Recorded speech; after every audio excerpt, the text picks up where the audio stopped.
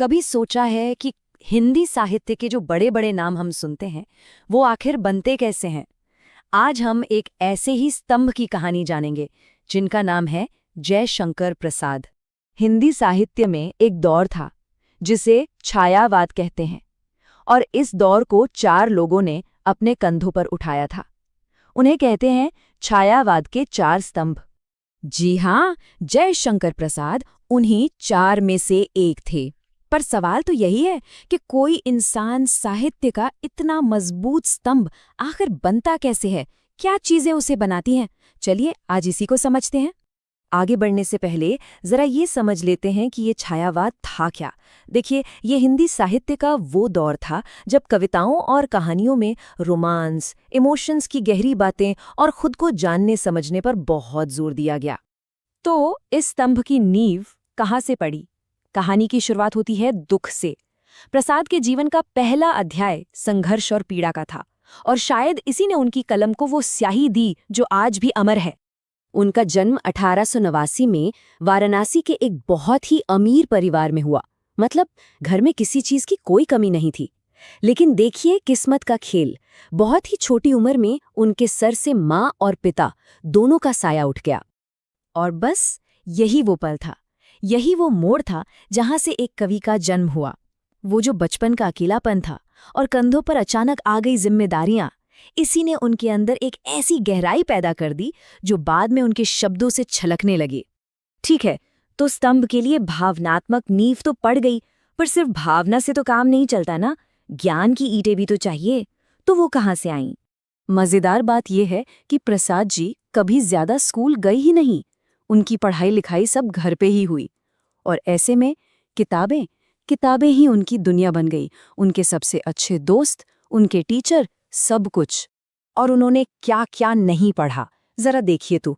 संस्कृत, हिंदी, उर्दू, फारसी से लेकर अंग्रेजी, इतिहास और फिलॉसफी तक सब कुछ उन्होंने घर पर ही खुद से पढ़ा। इसी सेल्फ स्टडी ने उनके ज्ञान की नींव को पत्थर जैसा मजबूत बना दिया। तो अब सोचिए, एक तरफ जीवन के कड़वे अनुभव थे और दूसरी तरफ ज्ञान का इतना बड़ा भंडार। अब देखते हैं कि इन दोनों को मिलाकर उन्होंने क्या जादू रचा। कहते हैं ना, जब दिल में दर्द होता है तो वो शब्द बनकर बहता है। प्रसाद जी ने भी ठीक यही किया।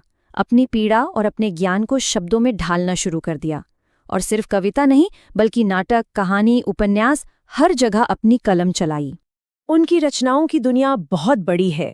एक तरफ कामायनी और आंसू जैसी कविताएं हैं, तो दूसरी तरफ स्कंदगुप्त और चंद्रगुप्त जैसे जबरदस्त नाटक, और फिर कंकाल और तितली जैसे उपन्यास भी। हर एक रचना अपने आप में एक नगीना है। लेकिन इन सब में एक नाम सबसे ऊपर है, कामायनी। ये सिर्फ एक किताब नहीं है, इसे पूरे छायावादी युग की सबसे बड़ी, सबसे ऊंची उपलब्धि माना जाता है। कह सकते हैं कि ये उस स्तंभ का सबसे ऊंचा शिखर है। तो प्रसाद जी तो चले गए, पर अपने पीछे वो शब्दों की एक ऐसी विरासत छोड़ गए जो आज भी, इतने सालों बाद भी बिल्कुल जिंदा है। आखिर उनके लिखने में ऐसा क्या खास था? पहली चीज, इमोशंस की बहुत गहरी समझ। दूसरा, उनकी भाषा, जिसमें संस्कृत का बहुत सुंदर असर दिखता है। इसके अलावा अपनी रचनाओं में उन्होंने हमेशा नारी सम्मान और भारतीय संस्कृति की बात की, और साथ में जीवन का एक गहरा दर्शन भी दिया। और फिर ये नंबर आता है सामने, 47। यकीन करना मुश्किल है, पर इतनी सारी महान रचनाएं लिखने के बाद वो सिर्फ 47 साल की उम्र में इस दुनिया को अलविदा कह गए। उनकी जिंदगी की किताब भले ही छोटी रही हो, लेकिन जो शब्द वो लिख गए वो आज भी हमारे बीच हैं और हमेशा रहेंगे। वो अमर हैं। तो कुल मिलाकर हम ये कह सकते हैं कि जयशंकर प्रसाद सिर्फ एक लेखक नहीं थे, वो अपने आप में एक पूरा युग थे। एक ऐसे कलाकार जिनकी कलम ने हमारी संस्कृति, हमारे दर्शन और हमारे मन की हर छोटी बड़ी भावना को कागज पे जिंदा कर दिया। और अंत में एक सवाल, आज की इस भागदौड़ वाली जिंदगी में जब हम प्रसाद को पढ़ते हैं तो उनकी रचनाएं हमें दुख से डील करने, प्रेम को समझने और अपनी जड़ों, अपनी संस्कृति से जुड़ने के बारे में क्या सिखाती हैं?